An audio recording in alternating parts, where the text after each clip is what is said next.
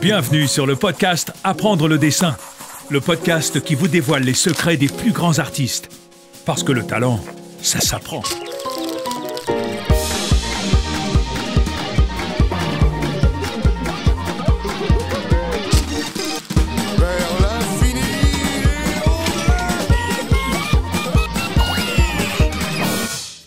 Hey guys, bienvenue dans l'épisode 11 du podcast Apprendre le dessin. Et ça faisait longtemps, ça faisait super longtemps, donc je suis vraiment content de vous retrouver. Et du coup, il y a pas mal de choses à rattraper, pas mal de choses à vous dire. Et il va y avoir du changement pour le podcast Apprendre le dessin. Mais ça, je vais vous en parler après l'interview d'aujourd'hui. On se retrouve donc à la fin de l'épisode pour toutes les news qui concernent le podcast. Alors si vous regardez la version YouTube de ce podcast, déjà vous allez voir la version filmée de l'interview d'aujourd'hui et vous venez de voir la nouvelle version vidéo du générique qui est basée sur la musique composée par Laurent Courbier. Je vous mets son contact en description si vous avez besoin de ses services pour une composition. Donc voilà, si vous avez aimé ce nouveau générique, cette nouvelle intro, dites-le moi dans les commentaires. Aujourd'hui, je vous propose un podcast que j'avais enregistré il y a déjà plus d'un an avec Marc Drosti, qui est animateur, réalisateur pour Disney et que j'avais rencontré à Pixar. On a fait l'enregistrement juste avant la pandémie et c'est pour ça que ça a mis un peu de temps à se mettre en place pour la traduction, tout ça. Donc Marc nous raconte son parcours et notamment comment il a été pris au stage de Pixar. Vous allez voir, c'est une super histoire, super motivante. Je pense qu'elle va beaucoup vous parler. Et il nous raconte aussi également comment après il s'est retrouvé réalisateur pour des séries, notamment pour Disney+. Et dans le podcast, on parle de projets secrets parce qu'on a enregistré il y a plus d'un an. Donc maintenant, la série est sortie. Donc je vais vous mettre un lien dans la description pour voir. C'est une série sur Baymax, le personnage de Big Hero 6. Et alors évidemment, l'interview est en anglais. Et comme pour le podcast que j'avais fait avec Anna Ramirez, qui est Visual Development Artist à Pixar, dont l'interview a été faite en anglais, j'avais fait une version sous-titrée. Mais évidemment, les sous-titres, c'est toujours plus compliqué pour un podcast audio. Donc cette fois-ci, j'ai opté pour une version doublée en français de l'interview. J'espère que ça va vous plaire comme ça. Si vous souhaitez que je poste la version originale de l'interview, n'hésitez pas à me le dire dans les commentaires et je le ferai. Donc voilà, je pense que c'est tout pour l'instant. On se retrouve à la fin de l'épisode pour les news concernant le podcast. Marc Drosti est dans le podcast Apprendre le dessin.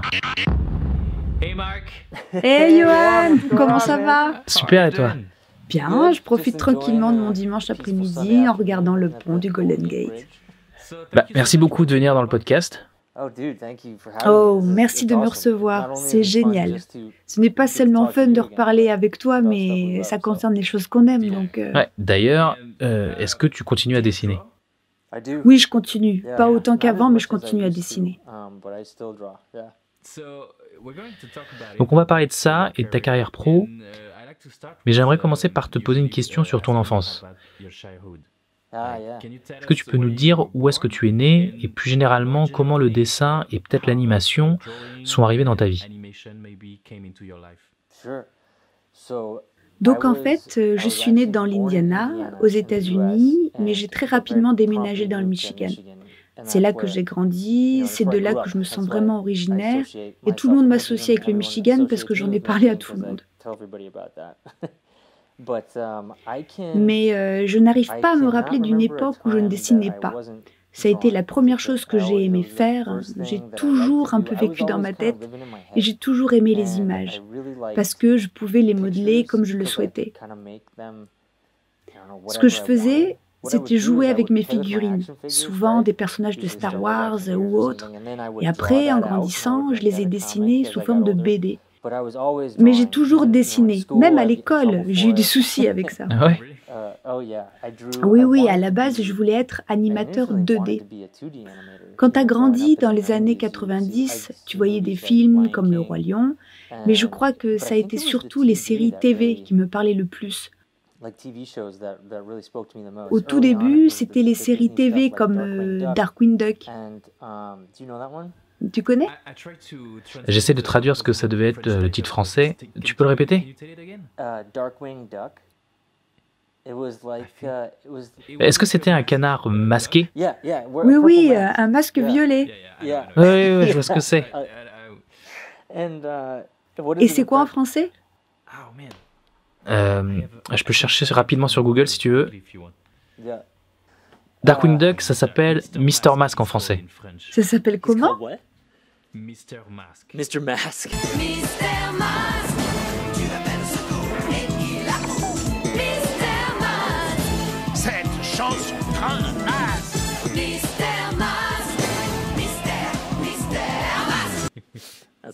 C'est trop drôle. Donc je grandissais avec des séries comme ça, et puis en grandissant, Samurai Jack. Tu as regardé ça aussi? Oui, bien sûr. Et d'autres séries comme ça. J'étais vraiment attirée par le côté graphique et le fait que tu pouvais, enfin tu vois, quel que soit ce que tu avais dans la tête, tu pouvais le transformer en histoire à raconter. Ça, c'était vraiment cool. Et tu lisais aussi des BD ou c'était seulement des séries animées?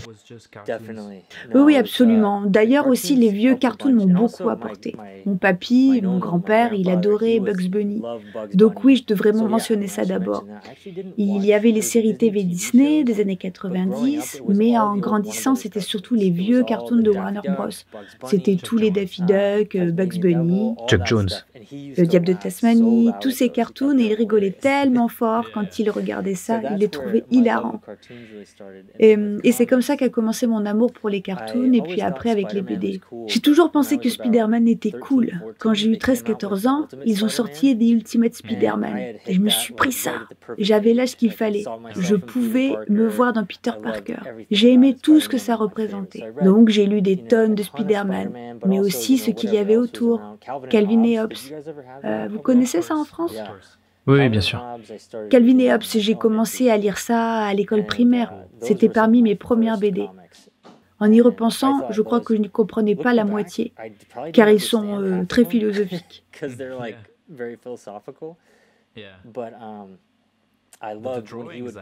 Ouais, mais les dessins sont tellement beaux. Oui, c'est ce que j'adorais. Tu sais, quand Calvin avait ses propres histoires, comme The Private Eye ou le super-héros, ou quand il était un dinosaure, ça, je trouvais ça tellement cool. Donc voilà, ça devait être mes toutes premières sources d'inspiration. Et à cette époque, est-ce que tu savais déjà que tu voulais en faire ton métier, dans le dessin ou dans l'animation? Ouais, enfin, je savais pas vraiment si c'était réellement possible, mais mes parents ont toujours été très malins avec ça. Mon père me disait toujours, il faut nourrir sa nature. Et il voyait bien que je n'étais pas très bon en maths. Donc ils m'ont inscrit dans plein de cours de dessin et j'étais toujours à fond. Une de mes premières expériences avec l'animation dessinée s'est faite dans un de ces cours auxquels mes parents m'avaient inscrit. Et j'ai toujours voulu faire ça pour mes études supérieures. Et mes parents m'ont dit, peut-être que tu devrais faire des études plus normales d'abord et puis réfléchir à tout ça. Mais oui, aussi loin que je me souvienne, dès que j'ai découvert que c'était une option de carrière viable après le lycée, je ne voulais plus faire autre chose. Donc juste après le lycée, tu as commencé à étudier le dessin ou l'animation? J'ai étudié le dessin pendant tout mon lycée parce que je ne voulais pas lâcher l'affaire. J'ai pris des cours de graphic design parce que c'était techniquement plus vendeur. Il pouvait y avoir plus de débouchés aussi. Mais j'ai pris aussi beaucoup de cours de modèles vivants. Donc j'étais toujours en train de dessiner et donc mes spécialités au lycée étaient le graphic design et la littérature espagnole. Donc c'est comme ça que j'ai appris l'espagnol et les histoires espagnoles, Don Quichotte, etc. Mais je restais focus sur le dessin parce que je savais que c'était ce que je voulais. Donc je me disais, ok, je vais rester en graphic design. Et quand j'ai eu mon diplôme, c'était en 2008, c'est le moment où on a été frappé par la récession. Et je n'arrivais pas à trouver du travail. Donc j'ai décidé de prendre le taureau par les cornes et de me plonger dans l'animation. Et est-ce que c'est à cette époque où tu es allé en Amérique du Sud? Ah, ça, c'est quand j'étais au lycée. Quand j'étais au lycée, j'avais en gros deux possibilités. J'avais beaucoup d'amis qui aimaient partir à l'aventure et j'ai pensé à un moment devenir traducteur ou simplement rester là-bas parce que j'adorais. Donc j'ai étudié là-bas à Santiago au Chili et en réalité, j'ai un regret à ce propos. J'avais signé pour aller en école d'art là-bas et j'étais tellement nerveux. Cela faisait seulement 3 semaines que j'étais dans le pays et je me suis inscrit à un cours de photographie. Et je ne comprenais pas la moitié des mots qu'il me disait, Mais je savais qu'il fallait que je m'achète mon propre appareil photo et je me disais que je ne pouvais pas me le permettre. Et comme en plus j'étais déboussolée à cause de la langue, je me suis dit que j'allais prendre un cours de cinéma plus facile. Et aujourd'hui, je regrette de ne pas être restée dans ce cours de photographie car j'aurais pu faire des photos superbes là-bas. Mais oui, c'est ce qui a marqué la fin de mon lycée et ça a été une expérience très importante pour moi. Et quand tu es revenu, c'est le moment où tu es entré à l'Academy of Art University? Oui, je suis revenue, j'ai fini l'école dans le Wisconsin, j'ai eu mon diplôme et c'est là que je n'ai pas pu trouver de travail. Parce que j'ai eu des entretiens un peu partout et personne n'embauchait à cause de la récession. Et donc j'ai décidé que j'allais aller dans cette école à San Francisco. Et mes parents m'ont encore aidé. Ma mère s'est renseignée sur les bonnes écoles pour faire de l'animation. On a trouvé celle-là et on avait de la famille là-bas. Et j'ai donc décidé de foncer tête baissée. J'ai balancé mes affaires à l'arrière d'une camionnette et j'ai conduit sur 4000 km. J'ai traversé tous les États-Unis jusqu'en Californie. Ça m'a pris 4 jours. Waouh, c'est trop bien. Et quelle a été ton expérience du coup dans cette école? Ça a duré quoi? 2 ans, c'est ça? À l'académie? Oui, 2-3 ans. Ça a duré 3 ans. Et ça a été une autre expérience importante qui m'a ouvert les yeux. Ce qui était super à l'académie, c'est qu'ils avaient des ressources. On avait des profs qui travaillaient.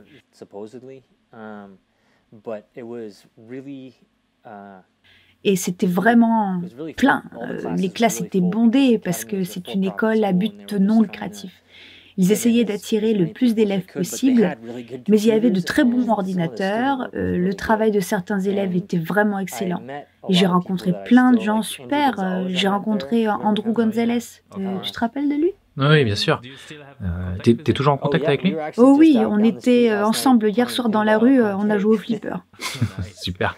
Donc on est toujours assez proches, oui, mais j'ai rencontré beaucoup de personnes, notamment des personnes avec qui je travaille aujourd'hui. D'ailleurs, à l'époque, j'avais fait un projet à l'académie dont le producteur est actuellement le producteur de mon projet à Disney. Oh, cool.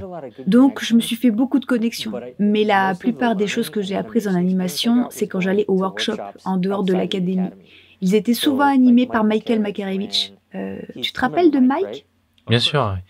D'ailleurs, on peut expliquer un peu qui est Mike? Oh, bien sûr, oui.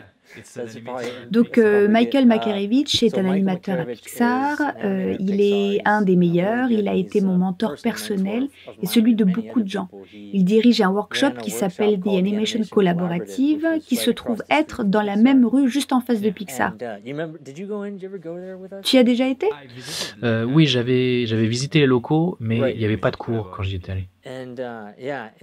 Et d'ailleurs, j'y suis retournée il y a quelques semaines pour la première fois depuis des années et c'était cool. C'était fun d'y retourner. C'est vraiment là que j'ai appris l'animation. L'académie, c'était bien grâce aux gens que j'ai rencontrés. Mais je n'avais pas tellement appris là-bas parce que c'était trop dense. Mais c'est d'être ici, en Californie, qui m'a permis de rencontrer Mike et aussi Jean-Denis Haas. Tu le connais? Jean-Denis Haas, c'est un animateur de ILM. Je me rappelle pas. Il dirige le blog Spongella. Donc JD et Mike sont les deux personnes qui m'ont vraiment appris à animer. Et donc je leur suis éternellement reconnaissant pour ça. Je dis toujours que l'académie, c'est là où j'ai appris Maya et j'ai appris l'animation avec JD et Mike. Donc après avoir été diplômée de l'académie, enfin plutôt pendant ma dernière année, j'ai travaillé sur un projet qui s'appelait Junior Giants et c'était la première fois que je réalisais quelque chose. C'était un projet étudiant? Oui, c'était un projet d'étudiants pour l'équipe de baseball, les Giants de San Francisco. Et c'est un projet de la communauté, donc j'ai passé beaucoup de temps à travailler là-dessus. Et du coup, je n'avais pas trop de temps pour travailler sur ma bande démo. Mais j'ai vraiment adoré le processus, je voulais réaliser.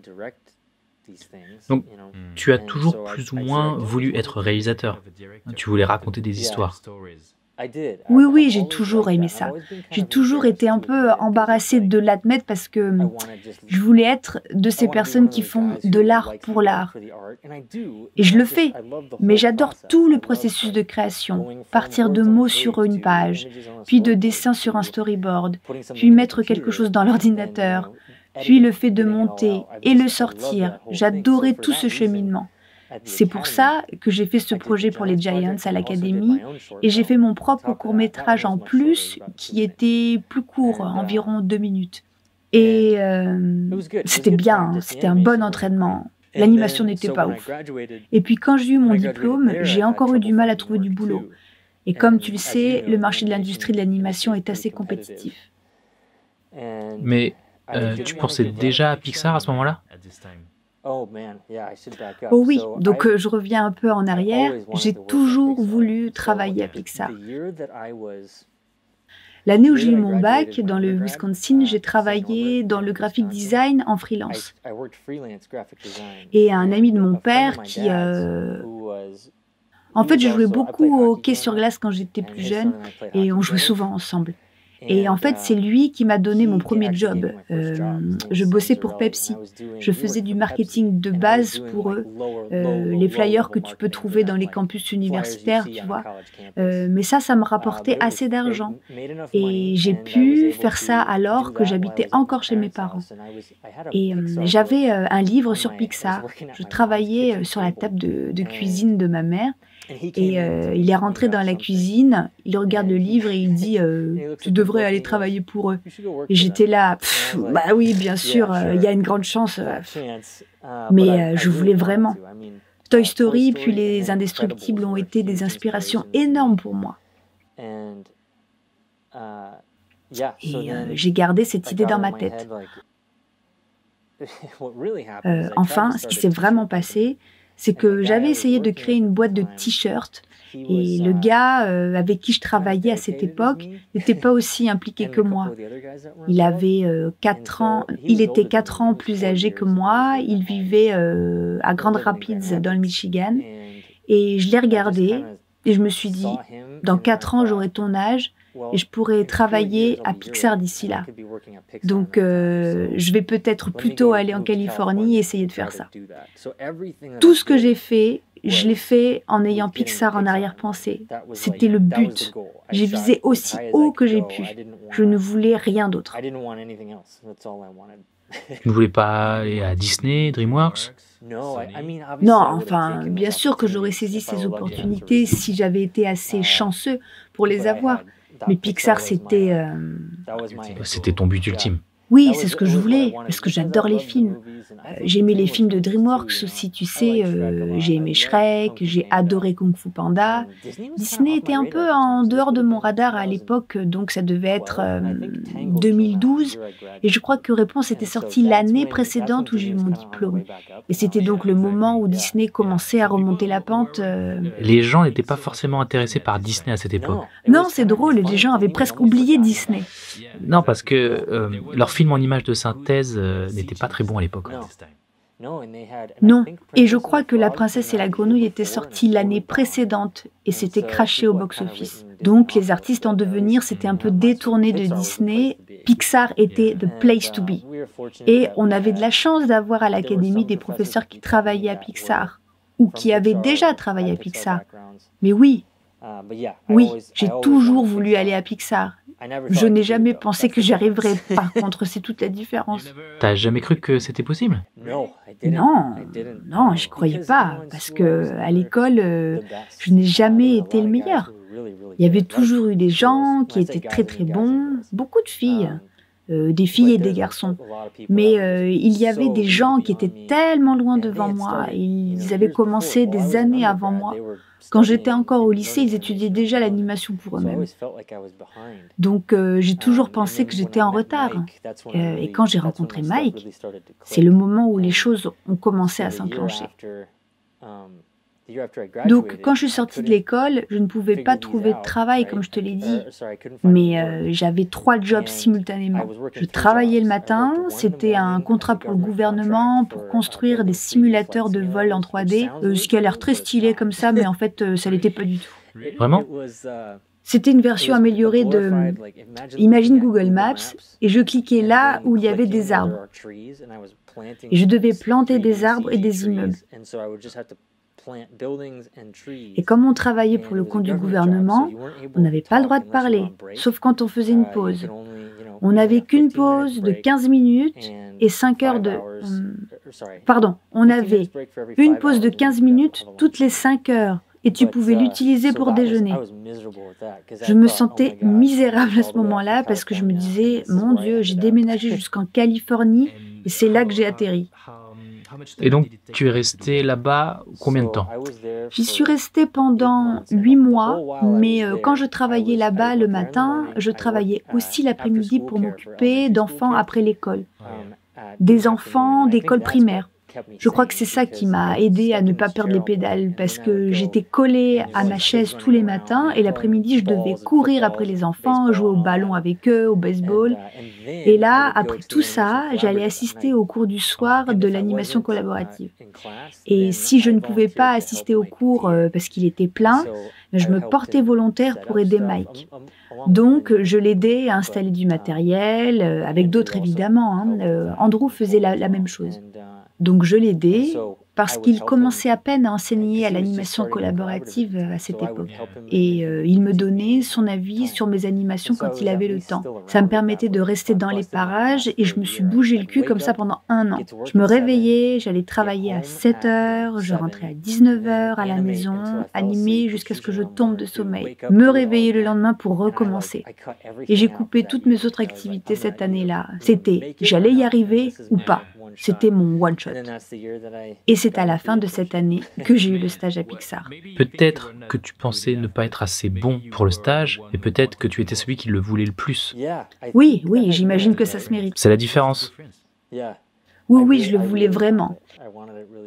Et j'ai entendu... Est-ce que je t'ai déjà parlé de comment j'ai eu le stage? C'était ma prochaine question, ouais. Dis-moi. Donc, j'ai passé toute cette année à m'isoler de mes amis et de ma famille. Et encore aujourd'hui, je pense que c'était la bonne façon de faire. Je ne regrette pas. Parce que j'étais juste focus. Je me suis 100% concentrée à devenir le meilleur animateur possible. Donc je voyais Mike, j'étais à l'animation collaborative tout le temps, toujours à travailler, à essayer de monter une bonne bande démo, et je l'ai envoyé pour postuler au stage. Et pendant que je faisais ça, je me disais que je ne pouvais plus continuer à travailler pour 3 jobs en même temps. Il faut que j'arrive à trouver un seul travail mieux payé. Et à l'école primaire où je travaillais, un poste dans l'administration s'est libéré. Et j'allais le prendre si ça ne marchait pas avec Pixar. Et donc il y a eu 2 semaines où l'école m'a proposé le job, qui était un bon emploi, des horaires corrects, un salaire décent. Et puis j'ai eu l'email de Pixar disant « Nous avons sélectionné 24 candidats, vous êtes dans cette liste. » Tu te rappelles? Je me rappelle de cet email. Et donc les gens de l'école me pressaient pour avoir une réponse. « Pourquoi tu ne nous réponds pas ?» Alors que Pixar était là, attends un peu, on va voir peut-être. Et je me rappelle, quand les enfants partaient à la fin de la journée, on les amenait sur le trottoir, les parents arrivaient en voiture pour les récupérer, et on parlait un peu. Et c'était le vendredi où tout le monde a reçu le mail de confirmation pour le stage. Et je commence à recevoir plein de messages de Andrew, de Billy, mon amie Nicole venait d'être prise à Disney. Mon téléphone ne sonne pas. J'entends rien. Alors je me dis, je vais peut-être vérifier ma boîte mail et je reçois un mail disant « Désolé, c'est pas pour cette fois-ci, réessaye l'année prochaine. Voilà, non merci. » Et j'étais dévastée. Je me suis dit, tu sais, j'ai essayé, j'ai donné le meilleur de moi-même, j'ai fait tout ce que je pouvais. Donc cette semaine, pour la première fois de l'année, ce week-end-là, j'ai retrouvé mes amis, je suis allée à la piscine, j'ai joué au basketball, j'ai appelé l'école et je leur ai dit que je prenais le job. J'ai dit merci, j'accepte votre offre. Donc quel est le twist? J'étais toujours triste, tu vois, parce que je voulais tellement Pixar et je me disais au moins cette année ne sera pas aussi difficile que la précédente. Parce que je devais faire les trajets entre les boulots en vélo. Il y avait seulement 5 km entre chaque boulot, mais tu te rappelles les côtes qu'il y a à San Francisco. Mais est-ce que c'était ton plan de réessayer l'année d'après? Ah oui, je n'allais pas abandonner. En ayant un boulot avec des heures de travail plus raisonnables, je n'allais pas... au moins, je n'allais pas travailler 10 heures par jour et peut-être que j'aurais pu animer l'après-midi, avoir une meilleure qualité de vie, une vie plus équilibrée. Et donc, 2 jours plus tard, le mardi, je suis dans les vestiaires à sortir les ballons pour les enfants. Donc, dès que j'ai eu le mail de refus, j'ai pris l'autre job et j'ai quitté mon boulot sur le simulateur de vol. Ils étaient là, tu es sûr que tu veux partir? Yep, adieu, je reviendrai jamais. Donc, je sortais les ballons pour les gamins et je reçois un coup de fil. Et d'habitude, je ne réponds jamais à mon téléphone au travail. Mais c'était un numéro qui commençait par 50, qui est le code de la région de Emeryville où se trouve Pixar. Et il y a une petite voix dans ma tête qui me dit « Tu devrais prendre cet appel ». Je réponds et c'était Jennifer Dunlap, la recruteuse. Tu te rappelles d'elle? Ouais. Salut Marc, c'est Jennifer Dunlap de Pixar. Je me demandais si tu voudrais venir passer l'été avec nous. Et je me suis assis et je me suis dit Ouais, je me rappelle qu'elle m'avait annoncé le truc de la même façon et tu sais pas comment répondre à cette question. oui, et puis parce qu'il y avait tellement de choses qui se bousculaient dans ma tête, mais j'ai reçu un email me disant que vous ne vouliez pas de moi et elle me dit « Oh, mais tu n'aurais jamais dû recevoir cet email ». Et je fais « Quoi ?» Et puis j'ai ce sens un peu ridicule de moralité où je me dis « J'ai donné ma parole à l'école ». Et je lui demande « Est-ce que je peux vous rappeler ?» Elle me dit « Bien sûr ». Donc, je raccroche. Je n'allais pas accepter parce que j'avais donné ma parole à l'école. Donc, je suis sortie. J'étais avec tous mes ballons et j'étais choquée. Et il y avait 2 gamins, 2 petits garçons de 8 ans qui étaient un peu turbulents. Ils étaient là. Qu'est-ce qui se passe, monsieur Marc? Ben les gars, Pixar m'offre un stage pour l'été. J'ai toujours été transparent avec tout le monde sur ça. Hein. Les gens savaient que c'était ce que je voulais faire de ma vie. Et je leur dis, mais je ne crois pas que je puisse le prendre parce que j'ai déjà dit oui pour ce travail ici. Et un des 2 me fait, mais est-ce que c'était pas ton rêve? Et je dis, oui, ça l'est. Et l'autre enfant fait, oh, pourquoi tu ne fais pas simplement ce que tu veux? Et puis j'en ai parlé à un adulte après. Pour avoir confirmation. Oui, c'était mon amie Christelle Lee. Et elle m'a dit, tu devrais les rappeler et accepter l'offre. Et donc c'est ce que j'ai fait. J'ai rappelé et accepté. Et donc c'est comme ça que je suis rentrée. Mais j'ai appris plus tard qu'il y avait quelqu'un dans une autre école à qui ils avaient proposé le stage. Et soit le gars jouait un peu le difficile ou il tardait à leur donner une réponse. Donc ils l'ont zappé et ils ont proposé à moi. Donc j'ai eu de la chance. C'est une histoire incroyable. C'est fou, hein? Ouais, c'est génial. C'est comme un roller coaster émotionnel. Oui, j'étais tellement déçue, tellement déçue. J'avais travaillé tellement. Mais est-ce que c'est pas encore mieux? Comment ça? Est-ce que c'est pas encore mieux? C'est une histoire tellement belle, mais même si c'était dur de recevoir le premier mail de refus, ça rend l'appel de Jennifer encore plus fou. Ah oui, j'étais au 7e ciel. Et quand j'ai reçu la lettre d'offre de stage, j'avais le souffle coupé. Je n'arrivais même pas à croire que c'était la réalité. J'en ai à peine parlé à ma famille, j'en ai à peine parlé autour de moi parce que je me disais que c'était trop beau pour être vrai. Donc oui, c'était énorme. Je suis vraiment reconnaissant pour ça et le fait que je n'ai pas abandonné. Même si je n'ai pas été dans leur top au début, j'ai quand même été pris et j'ai quand même tout donné. J'ai donné le meilleur de moi-même. Et tu vois, c'est exactement ce que je te disais tout à l'heure. Il y avait un autre gars devant toi, hein, mais tu le voulais plus que lui ne le voulait. Ouais. Donc c'est la même histoire. Ah, c'est vrai, j'y avais même pas pensé. Tu as eu ce que tu voulais parce que tu le voulais plus que les autres. Pas parce que tu étais le meilleur, mais parce que tu le voulais plus. Ouais, et je crois que ça a été l'histoire de ma carrière. Juste, je travaille dur. Je ne me considère pas comme absolument pas le plus talentueux. Il y a tellement des gens plus talentueux que moi. Quand est-ce que tu t'es fait ça? Je me le suis fait il y a 2 ans. Oh merde, je devrais m'en faire un comme ça. C'est tellement vrai, tout est dit. C'est la réponse à tout. Oui, tu dois le vouloir, mais tu ne peux pas simplement le vouloir, tu dois travailler dur pour l'avoir. Exactement. Tu dois y mettre toutes ces longues soirées, ces dîners expédiés. Mec, on a ici des épiceries qui s'appellent Trader Joe's. Et ils vendaient du pain de viande. Est-ce que vous connaissez ça en France? J'ai l'impression que c'est quelque chose de très américain. Non, je vois pas ce que c'est. C'est juste de la viande écrasée et mélangée avec du pain. Oui, bon, ça a l'air dégoûtant, mais c'est délicieux. J'avais l'habitude d'y aller et ils avaient des prêts à emporter. Je les jetais dans mon micro-ondes, je le mangeais et j'allais m'asseoir à mon bureau. Et mon Dieu, j'ai fait ça pendant 1 an. Et comment tu as vécu le stage à Pixar? Est-ce que c'était à la hauteur de ce que tu espérais? Je ne savais pas à quoi m'attendre en réalité, j'étais sur un nuage vraiment. Au moins au début. Après, je suis devenue vraiment nerveux. J'étais assez stressée pendant le stage, mais c'était intéressant parce qu'en même temps, je m'amusais beaucoup. On a eu le stylo dans la ventilation. Le stylo dans la ventilation. Ça va être drôle, les gens qui vont écouter ça vont penser qu'on ne travaillait pas, mais on restait au studio tellement longtemps. On travaillait peut-être 14, 15 heures par jour. Parfois, on passait de la nuit au studio. Et les week-ends. Et les week-ends. Sauf toi, parce que t'étais pas pour le week-end Star Wars. J'étais là plein de week-ends, mais j'ai raté ce week-end Star Wars. Et donc, il y avait une ouverture dans les grands tuyaux de ventilation. Le studio Pixar, une architecture très cool, et ils ont un toit ouvert où tu peux voir la structure et les tuyaux.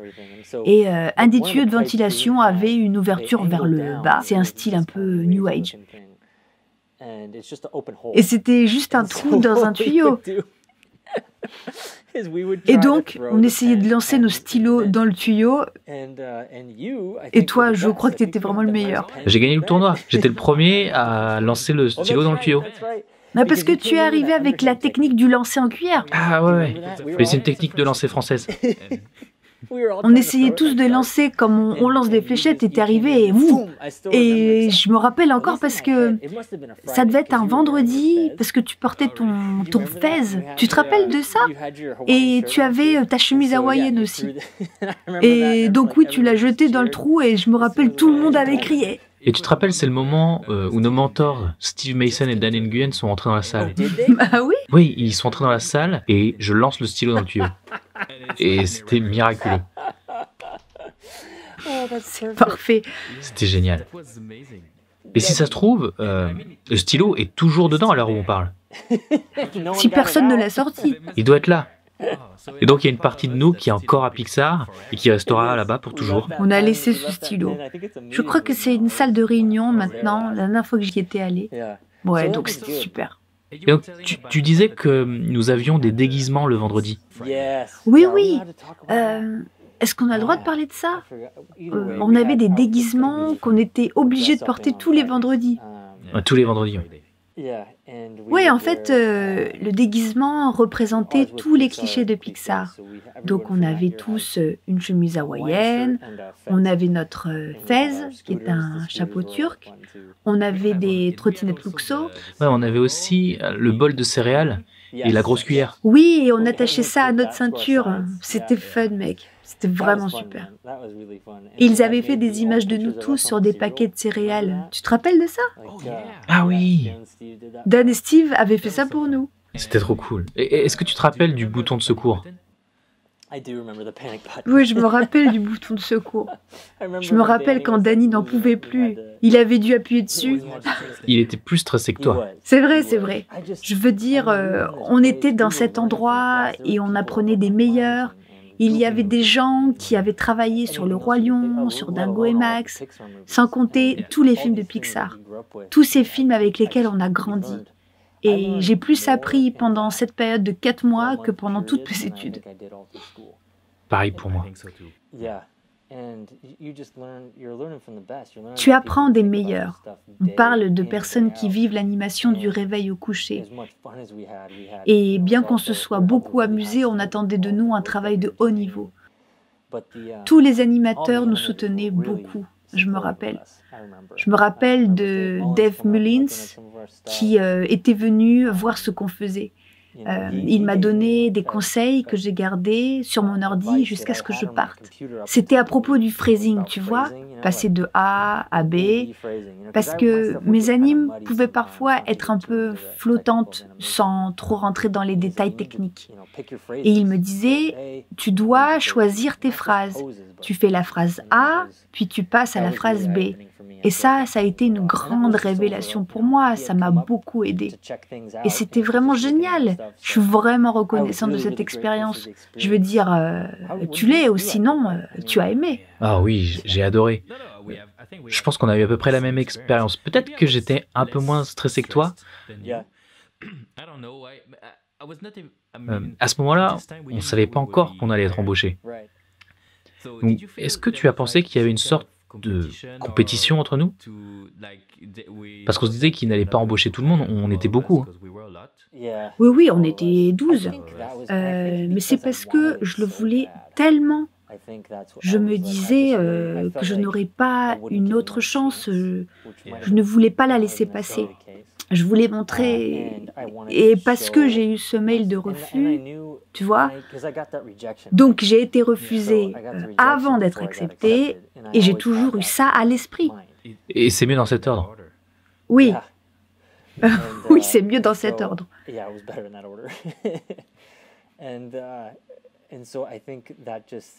Quand j'y pense, c'était à la fois très amusant et très stressant.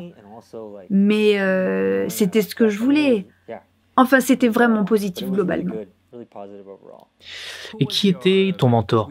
Parce qu'en fait, chacun d'entre nous avions un animateur qui était notre mentor attitré. On avait 2 enseignants, qui étaient Steve Mason et Dan Nguyen.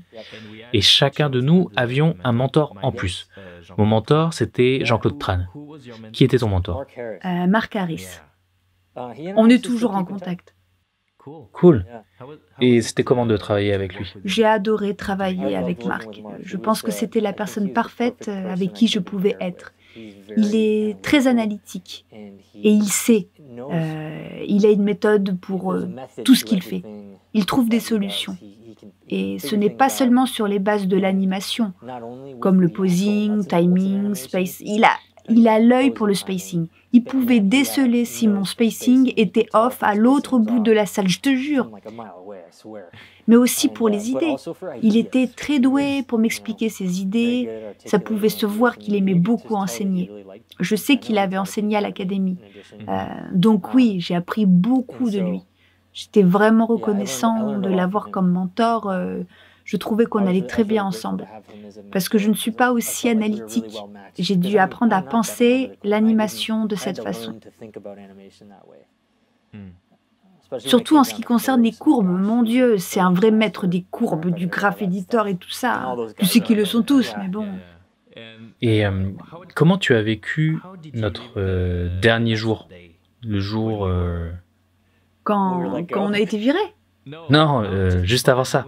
Quand on a été embauché. Quand on a quitté la salle les uns après les autres. Oh mon Dieu.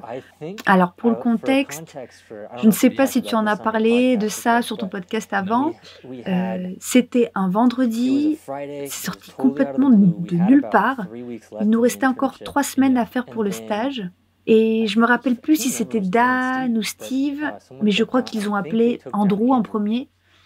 Donc en fait, il y avait eu un appel téléphonique. Le téléphone sonne. Oh vraiment? Ah, c'était comme ça? Ah, j'arrive plus à me rappeler. Et il y avait un téléphone. Ah oui. Le téléphone sonne, Andrew répond et il dit « Ils veulent me voir, je sais pas pourquoi. » Il part et il ne revient jamais. Je me rappelais pas de ça, mais je me rappelle qu'il ne revenait jamais. Et donc toutes les 10 minutes à peu près, il y avait le téléphone qui sonnait et celui qui décrochait était appelé à descendre et ne revenait jamais. Un par un, comme si on allait être mangé par un monstre. C'était tellement effrayant et je me disais, ça y est, c'est maintenant, il se débarrasse de nous. À un moment quand même, on a fini par comprendre que c'était pour nous dire si on était embauché ou pas. Oui, on a commencé à comprendre au bout de la 3e ou 4e personne. Et je me rappelle que je commençais vraiment à être nerveux. Et j'étais content d'avoir l'appel plus tôt que plus tard. Ah oui, parce que c'est eux qui annonçaient le nom de la personne qui devait descendre. Je n'arrive pas à m'en rappeler spécifiquement. Je me rappelle que je suis descendue et il y avait 3 ou 4 personnes avant moi. Tu rentres dans le bureau de Andy, qui est le directeur du département animation, et qui nous disait « On a beaucoup de travail à faire sur le voyage d'Arlo, on aimerait t'embaucher ». Et il ne te disait pas qui d'autre avait été pris. Tu n'avais aucune idée. Et donc tu te disais « Oh mon Dieu, est-ce que c'est que moi ?» Et puis après, on arrivait au Knife and Fiddles, qui est le bar central du département anime. Je crois que tu n'étais pas encore là quand je suis arrivée. Non, je faisais partie des derniers. Oh, tu faisais partie des derniers? Qu'est-ce qui se passait dans ta tête là? Rien. J'ai juste arrêté de penser, c'était trop stressant. Oui, tu es obligé en fait, ça t'aurait rendu fou. Mais oui, ça a été pour moi, ça a été énorme. J'ai eu le sentiment d'avoir enfin réussi. Je me rappelle d'avoir appelé ma famille, ils étaient tellement heureux. J'étais venue en Californie sur un coup de tête et j'avais finalement eu ma chance. Ça a été très important pour moi car ma confiance en moi a changé après ça, totalement changé. Et je pense que c'est ça qui m'a permis de réussir après. Oui, c'était un peu comme le tampon Pixar, quoi. On t'approuve. Oui, ce gars-là est bien. Et donc à partir de là, ça devient un peu fou parce que je crois qu'on avait une semaine off. Oui. Et moi j'ai profité de cette semaine pour revenir en France. Je crois qu'on avait 2 semaines off. Ils avaient dit vous n'allez pas avoir beaucoup de vacances pendant la prod, donc prenez-les maintenant. Ah oui, c'est ça.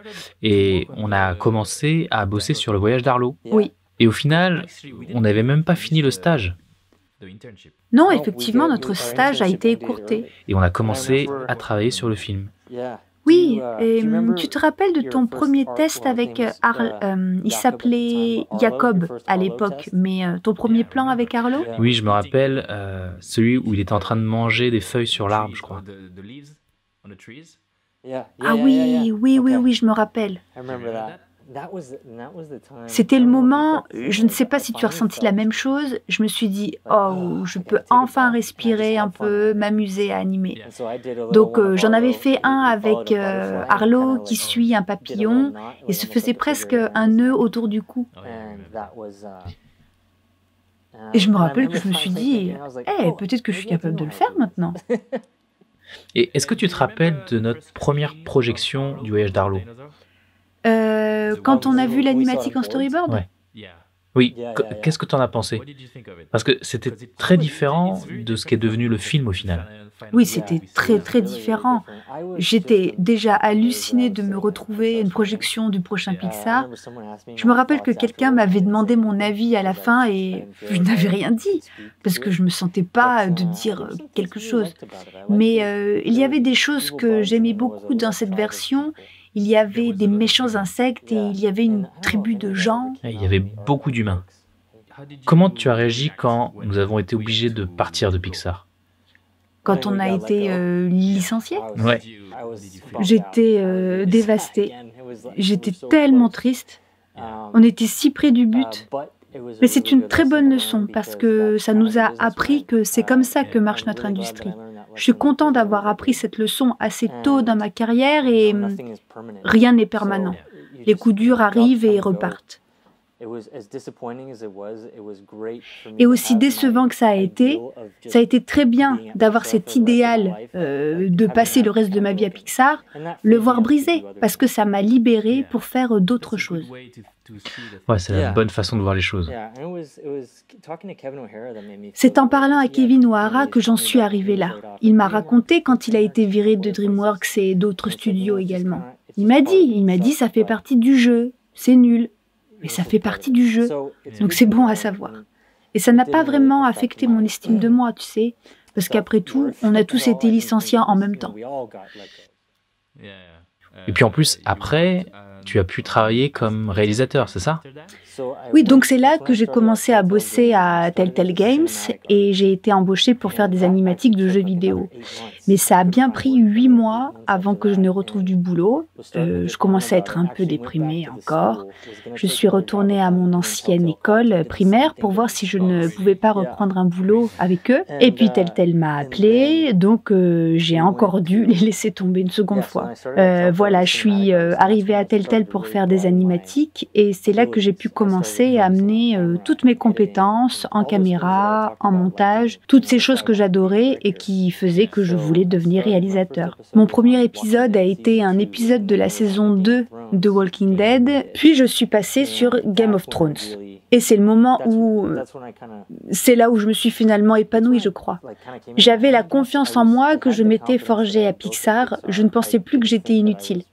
Mais je savais qu'il fallait que je continue à travailler pour progresser. Donc, j'ai commencé à vraiment étudier la mise en scène, le montage, et on avait chacun une séquence de 7 minutes qu'on devait réaliser entièrement. On avait quelques indications du réalisateur et on s'occupait du reste. Et après quelques années à faire ça, ils m'ont demandé d'être réalisateur. Et j'ai réalisé 3 épisodes. J'ai fait Batman, la première saison de Batman, l'épisode 4, puis j'ai fait Les Gardiens de la Galaxie, qui était mon préféré de tous les temps. Ah ouais? C'était vraiment cool. J'ai réalisé l'épisode 3 et puis j'ai réalisé Minecraft. Ah, c'est tellement génial. Et ça a été génial parce que ça m'a permis d'être à l'origine même de l'histoire. Je n'animais pas autant qu'avant, mais ça restait des storytelling de films animés. J'ai appris tout un tas de compétences techniques, j'ai appris l'art de la mise en scène, du montage et comment raconter une histoire avec ça. Et j'ai pu travailler avec les équipes de board, avec les scénaristes et les designers et de voir comment ils procédaient. Ce que j'ai préféré, c'était l'épisode 3 des Gardiens. J'ai travaillé avec la scénariste Megan Thorne, qui est une amie à moi, sur le flashback de Nebula et Gamora. Au début, on n'arrivait pas à trouver comment le faire, et puis elle et moi, nous avons beaucoup cherché, et on a réussi à montrer ces 2 sœurs et les 2 meurtrières qu'elles sont devenues. Et ça, c'était très amusant pour moi, j'ai vraiment beaucoup aimé. Et puis, quand j'étais à Telltale, ceux qui suivent un peu Telltale savent qu'ils ont fermé l'année dernière, j'ai eu la chance d'être embauchée à Unity Technologies, car un ami qui avait travaillé sur mon film d'étudiant m'avait appelé pour me demander si je cherchais quelque chose. Et j'ai dit oui, carrément, parce que tu pouvais sentir que tout ça était en train de partir en sucette à Telltale. Et en fait, ils voulaient utiliser des technologies de jeux vidéo pour faire des courts-métrages Disney à l'époque. Et j'étais là, oui, quand vous voulez. Parce que ce qui était fun à Telltale, c'était que j'avais l'impression de travailler plus pour la télé plutôt que dans les jeux vidéo. Parce que c'était un jeu basé sur les choix des joueurs. Et c'était ça que je voulais vraiment faire, travailler pour la télé. Donc, ils voulaient faire 3 courts-métrages à propos de Baymax de Big Hero 6. Et on m'a demandé de réaliser ça. Et c'était cool parce que pendant tout le temps que j'ai passé à Telltale, je me disais qu'il fallait que je retourne sur des projets de films pour mieux utiliser mes compétences.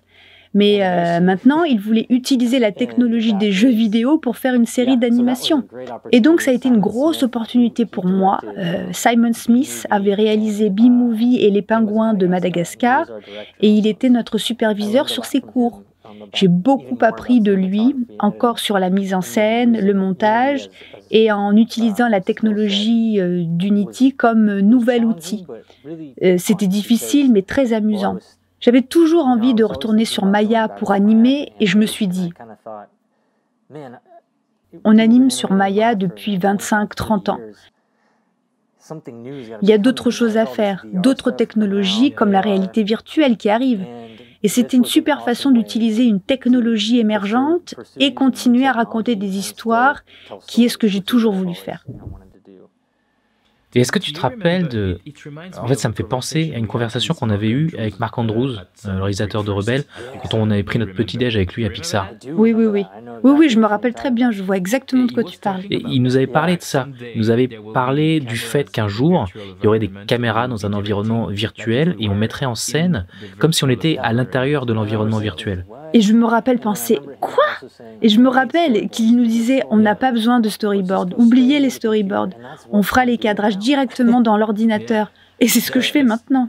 Ouais, c'est super excitant. Et comment tu penses que cela va faire évoluer notre façon de travailler du coup? Je suis optimiste. Je pense que ça va rendre les choses plus accessibles. Unity est gratuit, par exemple. Tu peux le télécharger maintenant. Tu peux changer ton rendu, tu peux faire ce que tu veux. Tu peux animer sur Maya, par exemple, et l'importer. Le slogan de Unity, c'est « démocratiser le storytelling ». Maintenant, un jeune, chez lui, n'a plus besoin d'avoir un ordinateur à 5 000 $ pour faire quelque chose de super. Ils vont avoir la possibilité de pouvoir vraiment montrer de quoi ils sont capables et ça va faire monter la barre de la qualité à atteindre. Ce que j'espère, c'est que la télé, tu as vu Breaking Bad, ce genre de série. Ouais. Tu vois comment ces séries ont monté le niveau référence pour le storytelling. J'aime imaginer que ça pourrait faire la même chose avec l'animation. Parce que ça coûte tellement cher l'animation et le rendu est une grande part des coûts, mais l'animation est le plus grand coût. Donc si tu peux simplifier tout ce qu'il y a autour de l'animation, tu vas pouvoir avoir du temps pour faire de la meilleure animation. C'est vrai. C'est pourquoi je suis excitée par toutes ces perspectives. J'y crois à fond. Je crois que ça va changer. Ça va être dur à avaler pour certains studios parce que beaucoup aiment leur pipeline, leur organisation. Ils ne veulent pas en changer. C'est un peu contre ça qu'on doit se battre. Quand j'étais à Unity, on a fait un film qui s'appelait Sherman. C'était à propos d'un raton laveur qui essaye de voler de la nourriture pour chiens. Le film a été réalisé par Brian Larson, qui était notre superviseur sur les courts-métrages de Bimax. C'est le court-métrage que tu m'as envoyé? Oui, avec le raton laveur. Je vais mettre le lien en description. Ah, cool, cool. Mets-le pour montrer ce que le temps réel permet aujourd'hui. Mais tu peux peut-être aussi mettre les... Oui, les making-of. Oui, ça te montre comment on l'a fait et ça permet de bien comprendre. Et ça a été vraiment un outil super pour les gens. Ce que j'ai vraiment aimé en travaillant chez Unity, c'était qu'ils voulaient vraiment tout partager et que les gens apprennent. Et quand tu travailles pour des gros studios, ils sont en général moins enclins à faire ça. Et il y a plein de tutos en ligne pour te permettre d'apprendre ces choses-là.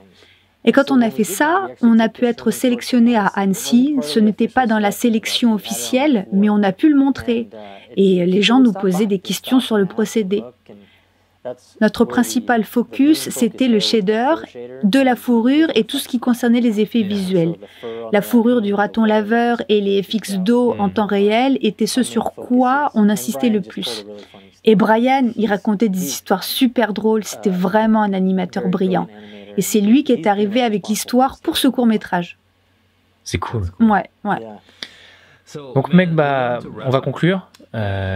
Donc maintenant tu réalises un projet pour Disney+ en ce moment, mais c'est un peu un secret je crois, donc on va peut-être pas trop en parler. Oui, c'est un projet secret, mais je te dirai quand il sort. Ah, j'espère bien, et je rajouterai toutes les infos nécessaires dans ce podcast. Oui, ça va être génial. On est en train de faire... je travaille avec l'équipe de multiplateformes là-bas et je continue à travailler de loin avec Unity sur l'animation en temps réel, même si je ne suis plus vraiment sur place. Du coup, c'est pour Disney+ ou c'est autre chose? Je crois, oui. Tout va aller sur Disney+ maintenant. Ils ne m'ont pas dit vraiment... Ah, c'est trop bien mon pote, je suis super content pour toi.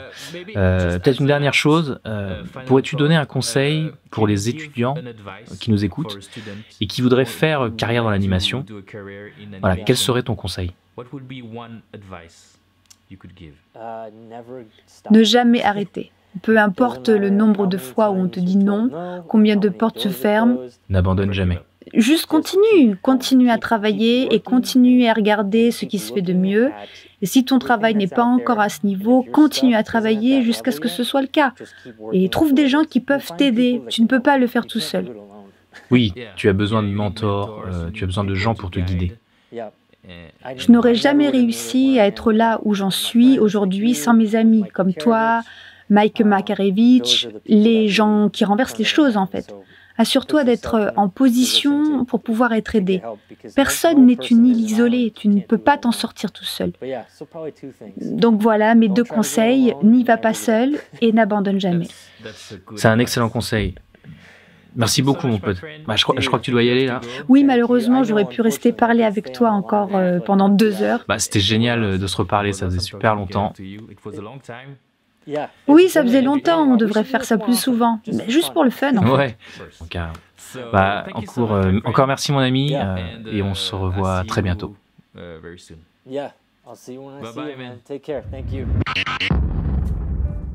Donc voilà, merci encore Marc. Et voilà, j'espère que cet épisode vous a plu. Je sais pas vous, mais moi j'ai adoré l'histoire de Marc et comment il a travaillé comme un fou pour décrocher ce stage à Pixar. C'est une vraie leçon de vie à laquelle j'adhère totalement. Et j'ai trouvé passionnant toute la dernière partie de l'interview où il parle de son boulot sur l'animation en real time, toute cette nouvelle technologie qui arrive et sur laquelle il bosse en ce moment et qui est notamment testée à Disney. Voilà, c'est une technologie qui normalement devrait changer notre industrie dans les années à venir. Bref, j'ai adoré cette discussion et c'était un plaisir de se replonger dedans pour la traduction et pour préparer le podcast. Et à propos du podcast, donc il va y avoir des petits changements. Donc, comme vous le savez, Apprendre le dessin a un Discord. Un Discord qui marche plutôt bien parce qu'on vient de dépasser les 1000 inscrits. Donc pour ceux qui connaissent pas très bien, c'est une application forum pour discuter avec une communauté. Et en l'occurrence, le Discord Apprendre le dessin est une énorme communauté qui s'entraide tous les jours pour dessiner, apprendre le dessin en suivant le programme de mon livre. Et sous l'impulsion de 2 modérateurs du Discord, Amael et Nicolas, des séances live ont commencé à s'organiser 2 mercredis par mois où un artiste vient sur le Discord pour raconter son parcours et échanger avec la communauté. Donc on a décidé de faire une captation de ces lives et de les publier sous forme de podcast. Ça va permettre de faire des podcasts qui sont du coup à peu près sous la même forme, puisque c'est une interview d'un artiste qui raconte son parcours et qui va donner des tips et sa façon de voir le dessin, de comment il a appris le dessin et ses conseils pour apprendre à dessiner ou animer, ou ses conseils pour rentrer dans l'industrie de l'animation. Donc ça va vraiment être dans cette continuité, mais il va y avoir en plus un échange avec la communauté. Donc vous allez pouvoir venir comme ça sur le Discord lors des lives et poser des questions aux artistes directement. Donc ça, je pense que c'est vraiment un truc génial qui va permettre en plus d'augmenter le nombre de podcasts. Il va pouvoir y avoir plus de podcasts et de façon plus régulière. Donc on a déjà enregistré le prochain podcast qui sera avec Eve Ciaccarelli, qui est animatrice et réalisatrice. Donc je le publierai prochainement sur la chaîne. Donc vous pouvez vous inscrire dès maintenant sur le Discord. Si ce n'est pas fait, je vous mets un lien dans la description pour le faire. Venez mercredi soir pour le live et du coup par la suite, le podcast sera publié sur la chaîne dans les jours qui suivent.